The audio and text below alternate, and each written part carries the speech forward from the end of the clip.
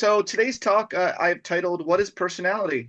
Implications for Creativity, Well-Being, and More Evolved Societies."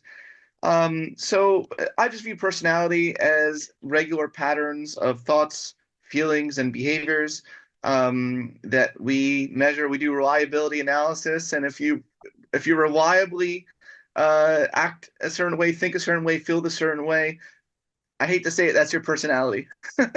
But as we'll see later, you can change your personality to a certain extent. That's just how I view personality. Um, Modern day personality scientists view personality as a hierarchy that involves two meta traits, stability and plasticity. Stability is the extent to which you can reach your goals, resisting distractions. And plasticity is the extent to which you're flexible in changing and creating new goals, and being open to adapting. You need both stability and plasticity in human organisms as well as artificial intelligence systems. So this two-factor model of personality has a lot of implications for any cybernetic system, which is any system that is goal-directed. Humans are one, but so are thermodynamic, so are thermostats. Thermostats also have goals too, but just are not biological organisms yet. And underneath the big two, we have what are called aspects of personality. I'm sorry, we didn't get to aspects yet. Strike that from the record. Whoever's doing the record here.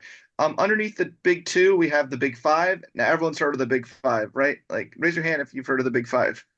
Person, I hope to God. Oh my God, like only two of you have heard of the big five. Okay, interesting. But no, you've all heard of the big five factors of Yes, Yeah, personality. yeah, we have. Okay. I'm taking the grant away from you if you haven't heard of it. No, I'm joking. I'm joking. So we have neuroticism, agreeableness, conscientiousness, extroversion, openness, and underneath each of the big five, we have aspects. That's where we have aspects of personality, and that's what I'm going to focus on today is the aspects level. So, for instance, underneath introversion, extrovert, we have the introversion extrovert dimension, and the two main aspects of introversion and extroversion are enthusiasm and assertiveness. So, according to the modern day personality science, you're extroverted to the extent to which you have a lot of enthusiasm. So, not Germans, because one of the items is laugh a lot.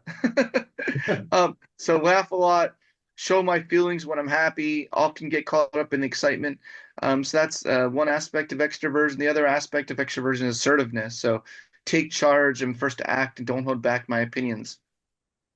From a neuroscience perspective, extroversion has been correlated with dopamine production, especially the dopamine that is released in the synapses at the possibility of meeting someone new. So extroverts really like novelty, novel social situations, and they like the social status. They like being, having attention. I'm not saying all extroverts are narcissists. I'm not saying that, but I am saying that. No, I'm joking. I'm joking. I'm not saying that. But extroverts, but as an introvert myself, I want to champion the introverts a little bit. Do we have any introverts in the room? Any introverted Germans? Woo woo! Yay, yay. Okay, amazing. Amazing. I really highly recommend the book. I'm missing some jokes over there. I feel left out, but I'm real good friends with my friend Susan Kane, who wrote the book Quiet. Really recommend that book for introverts. But research shows that there's a lot of misconceptions about extroverts, a lot of misperceptions about extroverts and introverts. Both introverts and extroverts really do get exhausted from too much socializing. It's just different thresholds. So extroverts, I mean, may enjoy more time socializing, but they are human too, so they can get tired. Do we have any extroverts in the room? I asked if there are any introverts. Are there any extroverts? Okay. So you didn't think there. ambivert. What do you say? What do you say? Just two. Ambivert. Oh, some ambies. Yeah, there's some ambies. I love ambies. I think I might be an ambie myself. So, agreeableness is the next factor of personality that has every factor I told you has two aspects. So I'm going to go through all of them and tell you what the two aspects are. The two main aspects of agreeableness are politeness. So things like I respect authority, I hate to seem pushy. I avoid imposing my will on others. And compassion. So I feel the emotions of others. I inquire about others' well-being. I take an interest in other people's lives. This aspect model I'm presenting today, if you want to look it up scientifically, it's called the BFAST model. It was developed by my colleague Colin DeYoung, his colleagues. So the BFAST, big five aspect scales. That's just to give credit there. How many of you? So I really do like to tie my theories of personality to basic human needs, both security needs and growth needs. I'm going to do some double clicking right now on the agreeableness aspect of personality because it's a there out of all the domains of personality, I've really have focused a lot on the agreeableness aspect and the openness to experience aspects. You'll see that I'll be double clicking on both of those when I get to them. And right now we're at agreeableness. So let's double click on that. How many of you have heard of Maslow's hierarchy of needs? That's great. How many of you knew that I redesigned it? Okay, one person. Now you all know. Now you all know. So I wrote a book called Transcend, and it was published the day that the global pandemic started is when my book Transcend was published. So no one read it. No one read my book.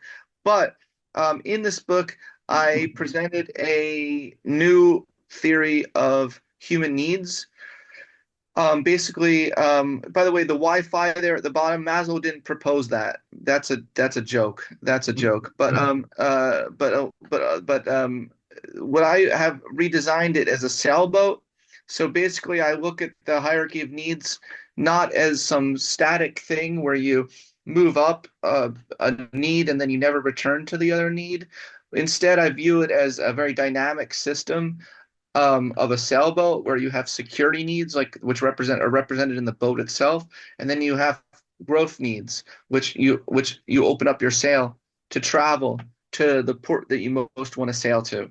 And when you open up your sail and you travel to that port, you're taking some risks. You're risking the waves of the ocean. You're risking other boats bumping into you. All sorts of things can happen. But I hate to break it to you, if you ever want to grow in life, if you ever want to reach your purpose, you have to be open to the vulnerabilities of the world. You can't just stay in your boat your whole life. You can't stay in your boat your whole life. You have to eventually open up the sail. As you see here, I have an arrow here pointing to love. So I argue the basic needs of the boat are safety, connection, and self-esteem, and the needs of growth are exploration, love, and purpose integrated. Let's now double click on love, which is part of the agreeableness domain. Maslow wrote an interesting paradox. He said, clinical study of healthier people who have been love need satisfied shows that although they need less to receive love, they're more able to give love. In this sense, they're more loving people. There is an interesting paradox that if you're really deprived of your needs in the boat, like let's say you lack connection, you actually tend to have less love to give because you're more focused on connecting with others and not being lonely and going around to people being like, will you be my friend? Which paradoxically makes people less likely to want to be your friend, which it's a shame, but it's sad, but that's the way humans are. That's the way humans are. For some reason, humans are gravitated towards people who like don't actually seem like they need much love, because they're fine just giving love away everywhere they go. So it's an interesting paradox. So Maslow pointed that out, and he called it B love. He differentiated B love, being love, from D love, which is deficiency love. He distinguished needing love from unneeding love.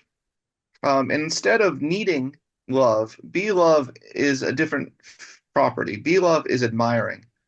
And instead of striving for satiation, like, please be my friend, please like me, please can we, please, it's not like that. Be love grows rather than disappears.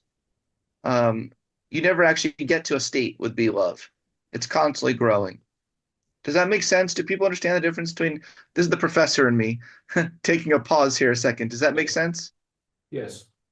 Can you all think of someone in your life who's very needy? No. No. What do you say? Yeah. Yeah, Yes. yeah, yeah. Makes I sense. thought It does make sense. Awesome. I'm sorry. I thought someone like mentioned a name like, yeah, Jerry. Jerry, everyone knows Jerry. He's very needy. But I misheard you. Okay. Hopefully there's no one named Jerry in that room. Okay. So socially aversive personalities um, is a whole line of research called on the dark triad. Um, and I was really interested to what extent does B love relate to the dark triad? Because no one's really looked at that. The dark triad research. How many of you have heard of the dark triad? The dark triad consists of narcissism, Machiavellianism, and psychopathy. And this has been well studied in the personality literature for, I would say, 25 years now. There's a rich literature on the dark triad of personality. I want to make the dark triad bigger. There we go. Dark triad. Okay.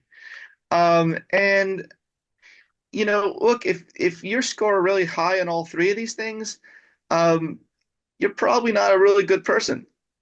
You're constantly thinking about how you can manipulate someone, people, exploit people. You're obsessed with thinking about how you can exploit people.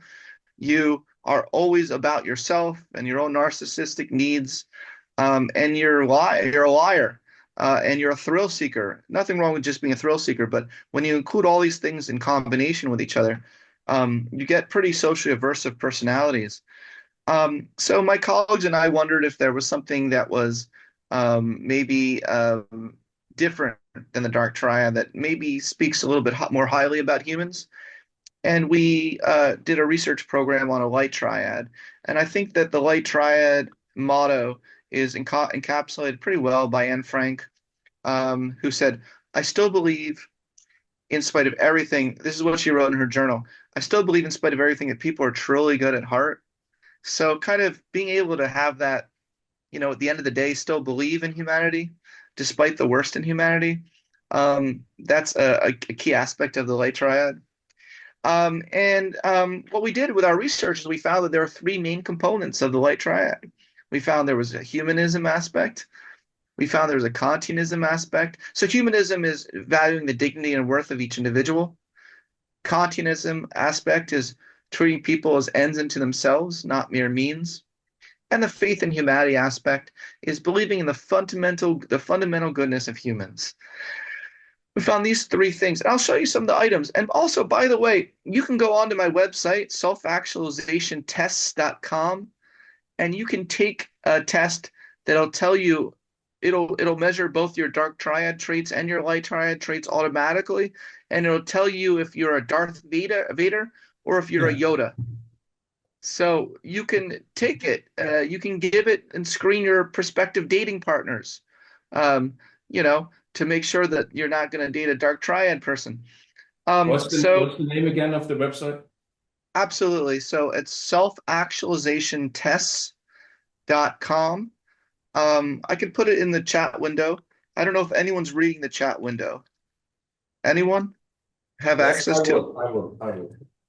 Thank you. Thank you so much. If you don't mind sharing this website with people, it has all of my, not just the dark versus light triad test, but I developed 5 or 6 other new personality tests and I put them all online.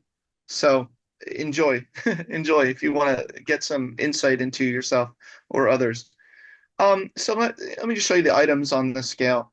Kind of, we're cheating a little bit, but this is like insider knowledge. I'm giving you the items. So Kantianism are things like I don't feel comfortable overtly manipulating people to do something I want. I prefer honesty over charm. I would like to be authentic, even if it may damage my reputation. And when I talk to people, I'm rarely thinking about what I want from them. Humanism includes things like I tend to admire others. I tend to applaud the successes of other people.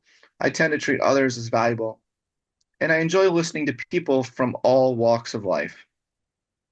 Faith in humanity includes things like I tend to see the best in people. I tend to trust that other people will deal fairly with me. And I think people are mostly good, and I'm quick to forgive people who have hurt me. So we wanted to actually empirically test whether or not Anne Frank was right, that are people basically good? And turns out Anne Frank was right.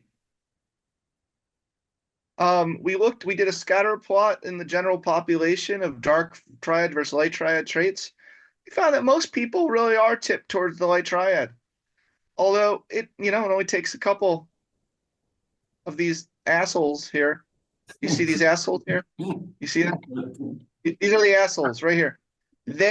I don't know who they are, but it just takes a couple to kind of ruin it for everyone else, right? It still matters. The question is, Honest assholes. Honest assholes. what are you saying? I said at least they are honest assholes. Most assholes don't say they are assholes. That's an interesting question. We actually conducted research on that. And we found they do. They actually are proud of it. We did I wrote a whole paper. Do narcissists know they are narcissists? You can read the article. And I wrote an article in Psychology Today about this. And the research actually shows that it's hard for you from a non-narcissistic point of view to imagine that, but actually narcissists are happy self-identifying as narcissists. They're actually happy about it because they view it as a strength, not a weakness. Does that make sense? Yeah. Yeah. They're actually proud of it. The question is interesting. Aren't we all a mix of light and dark traits? Well, that's true. I'm glad someone brought that up. I'm just joking. But no, it's a really good point because if you look at the data, you can actually do some statistical analyses where you're not just separating the world into light triad versus dark triad people, but what we've been trying to do in our research is look within each one of you. Not you guys in particular. We haven't studied you, but we look into the soul of humans, and we look to see what is the composition in their soul of light and dark traits within each person. And that's how it's measured on the test online, by the way. It measures both your light traits because the point is we're all a mix of these things. And you can actually statistically analyze that mix and look to see how that mix correlates with various things in life. So we found that even using that approach, extreme malevolence is rare. So here's some interesting statistics. We found that only 7% of our large samples, and these are very large sample sizes, are pure darkness. Okay? Only 7%. Pure evil. Has anyone in the room ever met anyone where you're like, you get your spidey sense tingling? You're like, I think I'm in the presence of some pretty bad shit right now. I'm just curious, has anyone ever can you feel that? I feel like I'm good at feeling that. No? Very evil. No? Maybe not pure, but very evil, yes. Yeah, you meet someone and you're like, I don't think this person has a lot of empathy. Yeah. Anyway, okay. So we found about 7% really fit that, and we found that. But here's some promising news about humans. We found about 50% are almost pure light. That's not bad. That's not bad. 43% are in the middle, are a good mix. 40. Okay. So we also looked at politics and we looked at U.S. senators. And I want you to tell me what you predict. Do you think U.S. senators are more pure darkness or pure lightness? Yeah. Before I show the next slide, I want to see what you predict. Say darkness. More darkness. More darkness. More darkness. This is my way of seeing what you think, how you view American politicians. Okay, you ready? You ready for the data? Yes. That's my drum roll. Pure darkness. US, all of them are shit. Okay, so we're talking about all of them. The right, those on the left, they all suck. Okay, so a lot more dark triad subtype among U.S. senators. And here's something that's a little bit disconcerting. We found that senators with dark triad traits were more likely to stay in office, even though they were less likely to get co-sponsorship for those. So they were they sucked at their job. They didn't. Am I allowed? I know I'm cursing. Is that okay? Am I allowed to curse? Yes. Very much so. I break any rules, any Templeton rules? Okay. So I know interesting over there. I worked with Templeton for many years, by the way, with the Imagination Institute. I have nothing but love for the Templeton. They're great, but I know they don't like they didn't like it when I cursed. But anyway, okay. So senators with dark trades were more likely to stay in office, but they were less likely to get co-sponsorship for their bills. That's scary. You know, they're really charismatic, so they can keep getting elected, but they don't really they're not really liked by anyone. They're not really team players. We but there is some good news about so the question is, does it pay to be an asshole? Like, do you get ahead in life? Yes, in a certain way, but we found that those that were more tipped towards pure lightness, the more lighter you got in your personality, the more you rated higher life satisfaction. Isn't that interesting? So even the dark triad people were honest, not just about being dark triad, but about their lives. They're like, yeah, okay, fair enough. I'm not as happy with my life, but I'm not willing to become a good person so that I can enjoy my life more. I'm not willing to do that sacrifice. But life satisfaction is notably higher in those who are the more tipped towards pure lightness. Now, I want to tell you about a new study that we just submitted to Nature. It's under review at Nature. It's called "Is Democratic Status of Governments Associated with Citizens' Malevolent Behavior versus Benevolent Personality and Well-Being?" It's a mouthful of a title.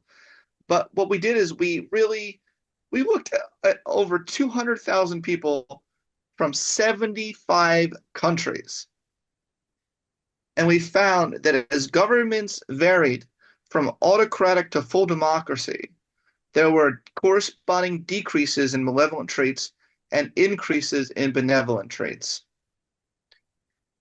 What's more, a qualitative democracy index predicted increased benevolent and decreased malevolent traits, while only benevolent traits were strongly related to well-being.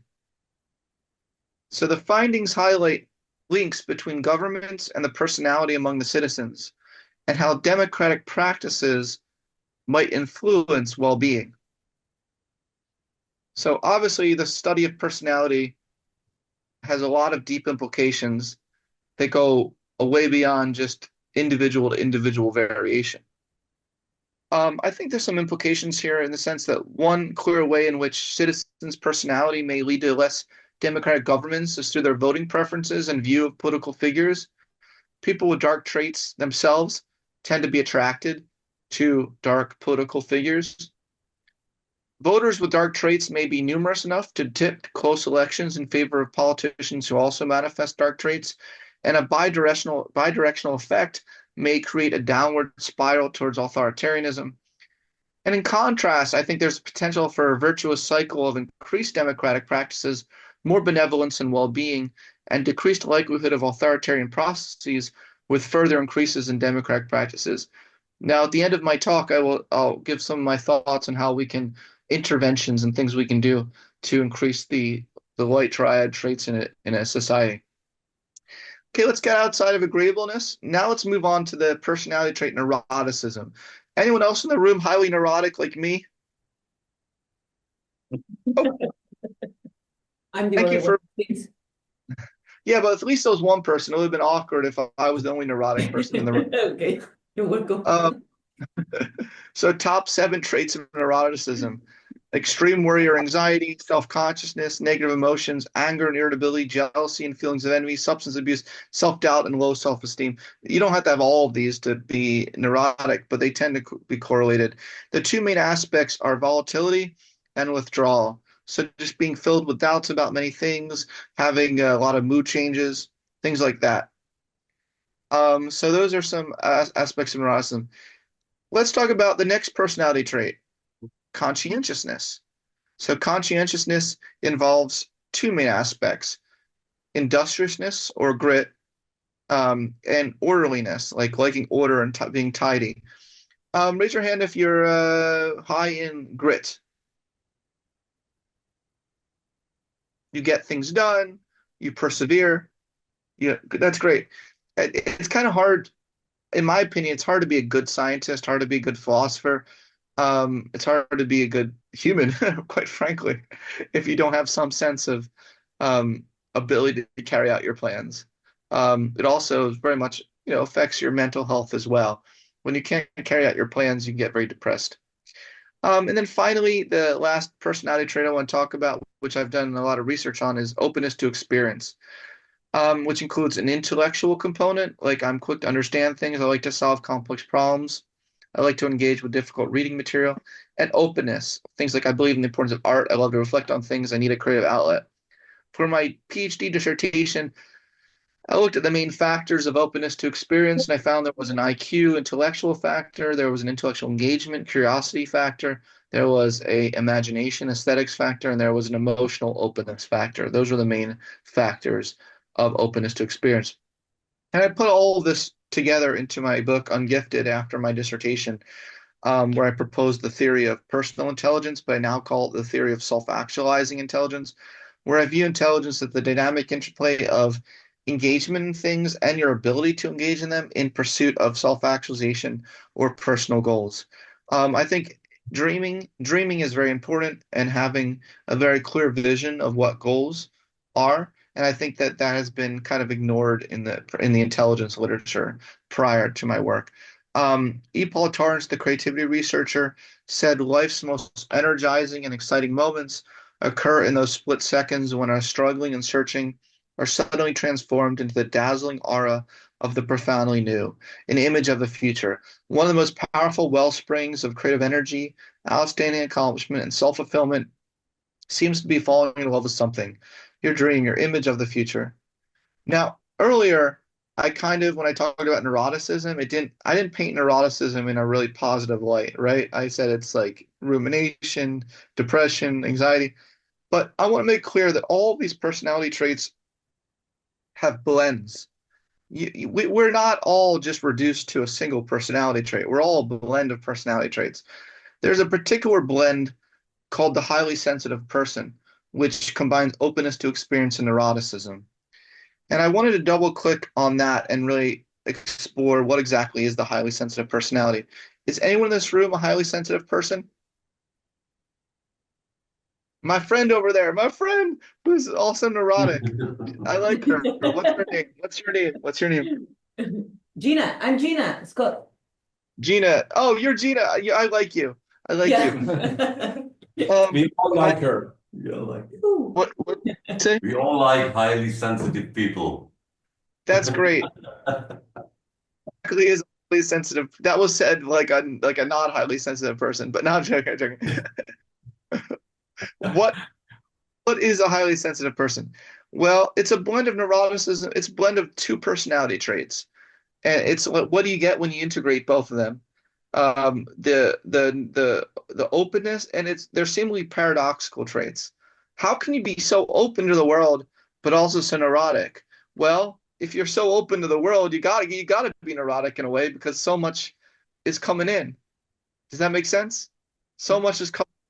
It's hard to deal with it all. It's hard to process it all. Items on the HSP scale include things like I'm easily overwhelmed by strong sensory input. I seem to be aware of subtleties in my environment. Other people's moods affect me. I tend to be very sensitive to pain. I'm easily overwhelmed by things. I have a rich, complex inner life. I'm deeply moved by the arts or music. I find it unpleasant to have a lot going on. How many of you have heard of the American musical artist Kanye West? Okay, some of you. There was an interview I saw once where he said, I'm very misunderstood. I'm really just a highly sensitive person. Well, I wrote an article in response to that. I wrote an article called 23 Signs You're Secretly a Narcissist Masquerading as a Sensitive Introvert. Because I think I want to make the point that being a highly sensitive person, you can be a highly sensitive asshole. You can. Just because you're a highly sensitive person doesn't make you a good person. You could be dark triad. Do you see my point? You can blend traits in all sorts of interesting ways. Okay? You can be anything. You can be an extroverted, highly sensitive person. You can be an introverted, highly sensitive person. You can be a dark triad, highly sensitive person. You can be a light triad, highly sensitive introvert. You can be an extroverted, whatever. You get what I'm saying? This is what makes each human a snowflake. Each human is a blend of things. And that's, not just reduced to a certain personality trait. And in fact, each of personality trait has an inherent sensitivity to something. So people who are extroverts are actually sensitive to appetitive rewards like sex, drugs, rock and roll, social status, social attention, those sorts of things. People high in agreeableness are sensitive to other people's needs, goals, concerns, and feelings. People high in conscientiousness are sensitive to abstract or distant goals. People high in neuroticism are sensitive to threat. People high in openness to experience are sensitive to the value of information for its own sake. People high in vulnerable narcissism are sensitive to criticism and evaluation. People high in grandiose narcissism are hypersensitive to cues of praise and acclaim. The point is, to be a highly sensitive person doesn't really say that much because every personality trait is associated with its own form of sensitivity. Usually when we say highly sensitive person, we're talking about just the blend of two traits, neuroticism and openness to experience. Hopefully that helped clarify what the highly sensitive personality is.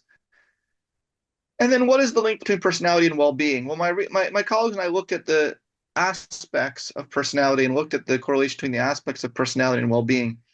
We found the biggest unique predictors of well-being overall are enthusiasm, low withdrawal, industrious, compassion, and intellect. We found that enthusiasm and low withdrawal were the strongest unique predictors of high life satisfaction and positive emotions. We found industriousness was uniquely associated with some particular aspects of well-being, such as environmental mastery, purpose in life, meaning, and accomplishedness, whereas orderliness was not correlated with these dimensions and even predicted the lower levels of personal growth. Compassion was uniquely associated with greater levels of personal growth, meaning, and purpose in life. Politeness was the only aspect to have no significant independent association with any well-being dimensions. We found that politeness is not really predictive of much. Compassion, yes, but the politeness aspect of personality is not really doing much for you in one way or the other. Both intellect and openness were independently associated with personal growth and autonomy. So these findings qualify earlier research, and we say well-being is indeed higher for the extroverted and non-neurotic, but only to the extent that they possess the enthusiastic, non-withdrawal aspects of these traits. When well-being is conceptualized in terms of multiple end states, there's more than one personality profile that predicts greater well-being. Now, this is my overview of the science of personality. And then you're all wondering, can personality be changed? This is an article I wrote for The Atlantic summarizing some of the research. I think the big takeaway is that yes, but it takes some hard work and it takes some goal setting and intentionality. Researchers such as Nathan Hudson and Chris Farley looked at samples of undergrads who declare their goals to change their personality across a variety of dimensions, such as things like, I want to be more talkative, or I want to be a better person, at the beginning of a 16-week semester. Then each week they took personality tests to measure personality growth over time. The researchers assigned half of the students to engage in a goal-setting intervention. In this condition, the researchers reminded the students of the traits they most wanted to change and asked them to come up with specific and concrete steps, such as call Andrew and ask him to lunch on Tuesday, and to generate if-then implementation plans. Things like, if I feel stressed, then I will call my mom to talk about it. The participants were also warned that very broad goals, such as I want to be more self-disciplined and self-controlled, were too vague to cause any lasting change. Over the course of the semester, the students' goals to change their extroversion, agreeableness, and emotional stability appeared to inspire actual growth in the desired direction. For example, people who said they wanted to be emotionally stable more than they currently are did increase their emotional stability within a month. What's more, people who came up with concrete plans for reaching their goals showed much greater changes in extroversion, conscientiousness, and emotional stability than those in the control group. However, the intervention did not boost growth and agreeableness beyond merely wanting to be agreeable. So it may be more difficult to change agreeableness, but I'll give some ideas for that in a second. So as promising as these results sound, it's important to point out that the effects were moderate in size. The changes happened slowly over the course of the semester and resulted in some, but not radical change.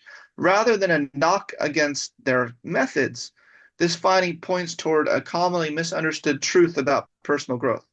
According to Janet Polivy and Peter Herman, many people fail in reaching their personal development goals because they have unrealistic expectations about the speed, amount, ease, and consequences of attempts at self-change, a phenomenon they call, quote, false hope syndrome. Also, here's an interesting question. Can we train the light triad? I think it's a very important question in the world today. I don't need to tell you why, but I think you all know what I'm thinking. You all know what I'm thinking. All right, we got some dark triad individuals in this world right now. One thing that can potentially help and show some promise is really mindful gratitude training. In one study, Golek des Zavala and her colleagues at the Prejudice Lab found that after participating in a 6-week mindful gratitude training designed to fortify the ability to regulate negative emotions and cultivate a sense of gratefulness, collective narcissists were less likely to demonstrate.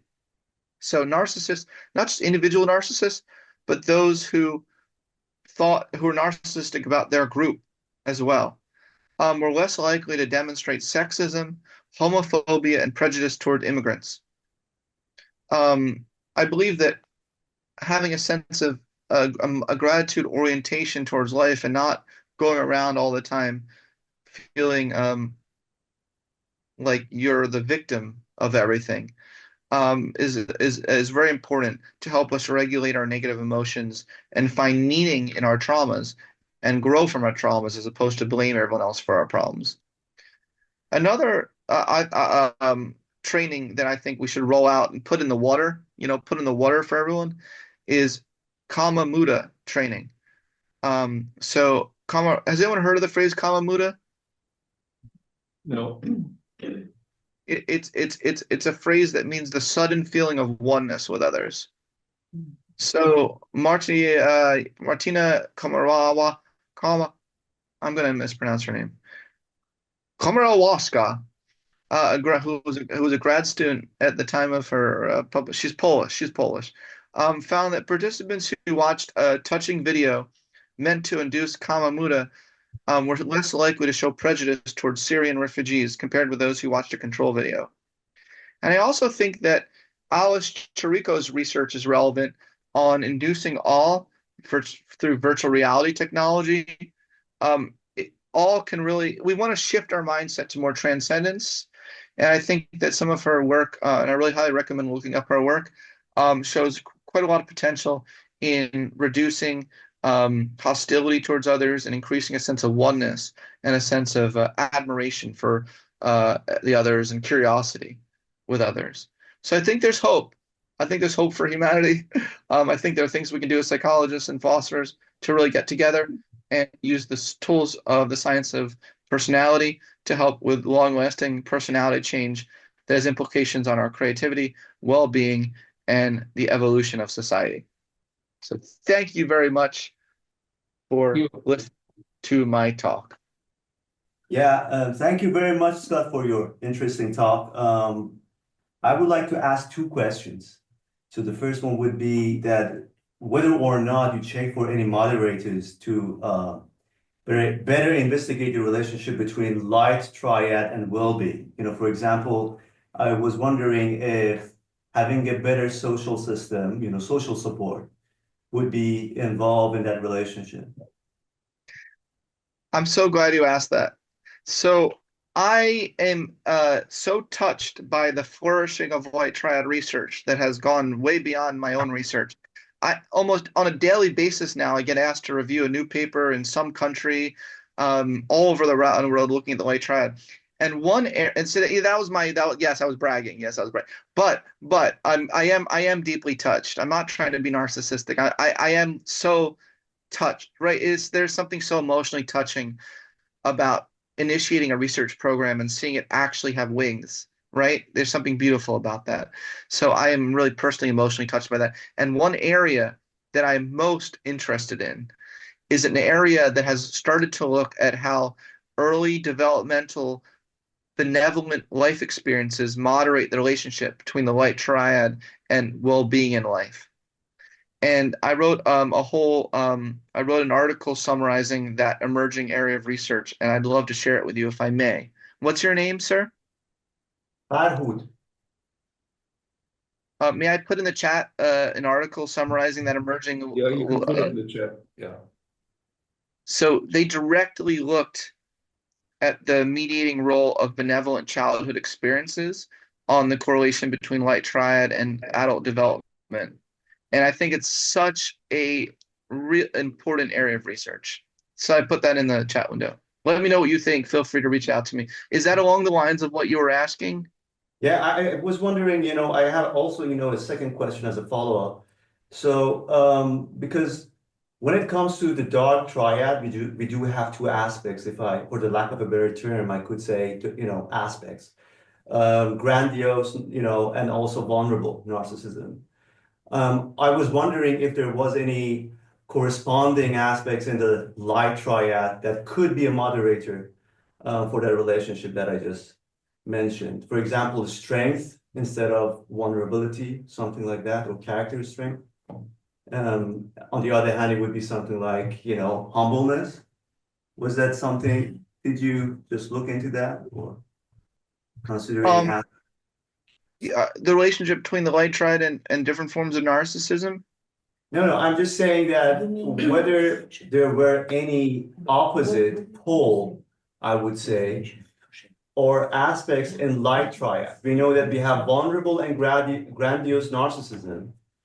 And these are two aspects of narcissism. I was wondering if there was any aspects corresponding to this or the opposite of those within the light triad.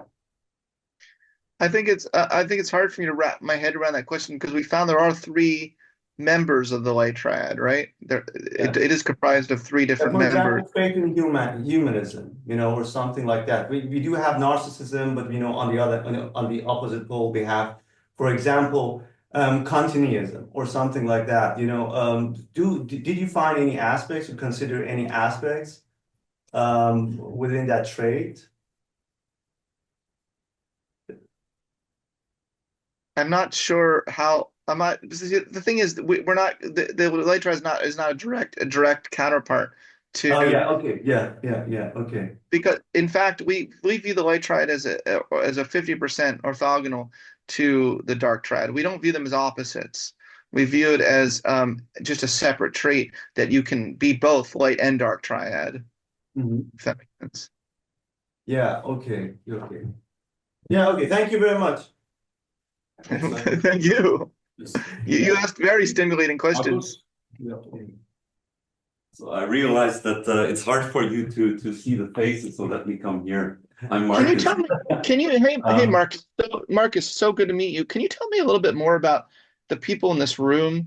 I don't even know where I am right now. I don't know what I'm doing. Who are you guys? Yeah, well, you are doing perfectly fine. You're doing perfectly fine. So most of the people here are theologians on the intersection to philosophy, but they are already well informed or informed enough to follow your talk, since we have a program here of the John Templeton Foundation on cross-teaching, teaching empirical psychology to theologians and philosophers.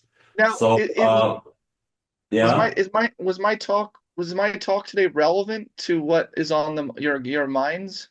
Oh, definitely. So I guess so. When I look around here, everybody's nodding. So absolutely great. Thank you so much again for it. Yeah. No, I just want to apologize to Jesus over there on the cross for cursing today. Yeah, language-wise, or he's not able to listen anymore. Sorry. I didn't see this over there. but maybe from somewhere else. Yeah. I have one more question coming from, let's say, a theory of Berline, which you are very well familiar with. Theory of who? Berline. Oh, yeah. Yeah. So about openness, or let's say exploration, curiosity. So when you mentioned hypersensitivity, I found it an interesting hypothesis, or let's say conceptualization, saying they are a blend of neuroticism and openness to experience. So the term itself, openness, sounds more like Berline's idea of diversive exploration. So that you do this because you like to approach things rather than just reducing anxiety or arousal by approaching the new things. Yeah. So I wonder if you think that hypersensitivity is more related to, let's say, inherent, intrinsic curiosity, or is it because they want to reduce their arousal and anxiety? No, I think that it's more the former than the latter. I think that neuroticism, personality Mhm. trait, would be related to the latter, but openness is related very much to the former. A real intrinsic um, curiosity and desire to explore the world and to learn new information, and especially those who have a reduced latent inhibition, and that is we found in our research, and so have others, that reduced latent inhibition is correlated with openness to experience. You actually are sensitive in a way that you can connect dots that other people are not connecting. You're able to not tag things as irrelevant, which may seem irrelevant because they're more open to considering that some things might be relevant that everyone else would sign up right off as not relevant. So that's why you see higher creativity. So with the highly sensitive personality, you get this interesting though integration of perhaps maybe both of what you just said. So maybe there's a certain personality trait where you simultaneously have that sort of pure intrinsic curiosity coupled with that great anxiety and fear of not knowing the answer, and or just fear of the unknown. And in some ways, maybe the two can drive each other. Mm. Yeah, I'm pretty sure this can be the case, or if it isn't the case, at least hypo-sensitive people would love to hear it because it's one more aspect which is positive about hyposensitive Yeah, people. Yeah. it's true. It's Thank you true. so much.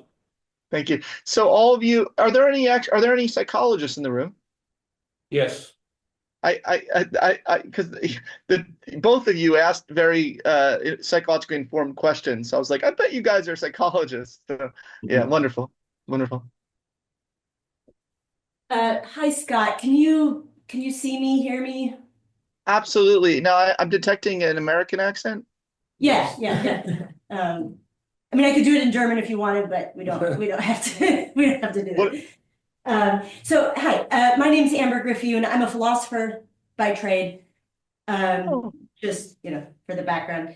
I But one love of the things philosophy. we were talking about this morning, and one of the concerns I was raising with the sort of post-traumatic growth research paradigm is kind of also in light of the past few weeks, has been this kind of question of like, where is the social justice in the sort of post-traumatic growth research paradigm and stuff. Huh. And when you're talking about sort of the theory of self-actualization intelligence and things along those lines of, self-actualization, I mean, a lot of the stuff we hear about self-actualization tends to be like very heavily individualistic, kind of neoliberal,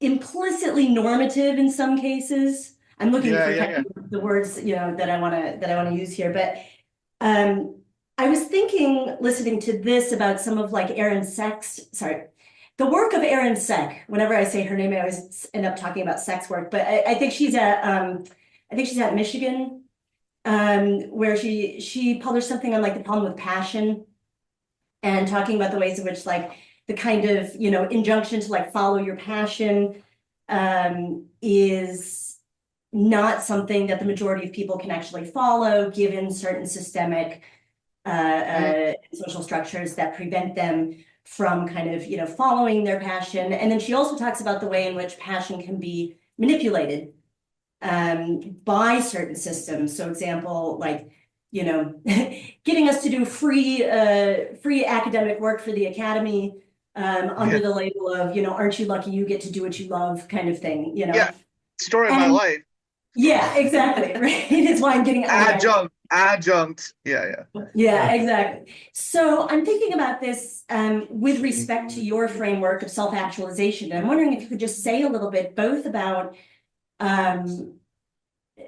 whether self-actualization on your account is a certain kind of luxury in the sense, or a privilege, as it were, but that certain things need to be in place, certain social structures, certain systemic injustices need to be kind of out of the way for these kinds of things to happen. And then also the ways in which these things that you're talking about with self-actualization can also be manipulated by systems to kind of further their own, nefarious ends or whatever it might be. So yeah, thanks. Hey, thank you. I really loved your question. It's definitely one that I have been deeply thinking about for many years, because part of my the purpose of my book Transcend was that I wanted to show that real self-actualization is a transcending of the self and the ego and individualistic concerns. You tend to find that self-actualizing people tend to have a lot of concerns that are pro-social and wanting to help society. But your point, your question has so many different components to it. I wish we had. Sorry, it's the philosopher in me. Oh, I love it. I love it. I just we could for hours, right? We could really pick this apart and discuss it. I think that I'm also working on this idea called community actualization. In my more recent book, Choose Growth, I talk about that. Having communities that are supportive of individual self-actualization and really offer the resources. You ask a really interesting question: is self-actualization a privilege? And I think that technically, yes. The opportunity the full opportunity, the resources, the support systems to self-actualize, it is an immense privilege. It is something we shouldn't take for granted if we have it, and we should help those who don't have that privilege to have it. I'm such an optimist, though, and when you say things like they can't self-actualize, well, yes, I would phrase it differently. They don't have. They surely could. They could in a different world, in a world where we give them the right resources, in a world where we have different systems. And so I think that addressing both the systemic level and the individual level is a great synergy with each other. They're not at odds with each other. And I really support the mission of people who are working on the systems part. And I also support people like me who are interested in helping individuals, despite the worst circumstances, still live their life with as much meaning and self-actualization as they possibly can, given their circumstances. And that's actually the topic of my book coming out in April of this year. It's called Rise Above, and it's how to overcome a victim mindset and take control of your life despite the worst conditions possible. So that's actually very top of my mind. So I just love your question. It's really important, and I view it as we need to work on this stuff at multiple levels of analysis. What do you think?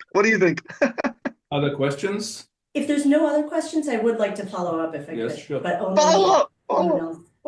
So some of what you said, I was like, yeah, I'm on board with that. Some of it really rubbed me the wrong way.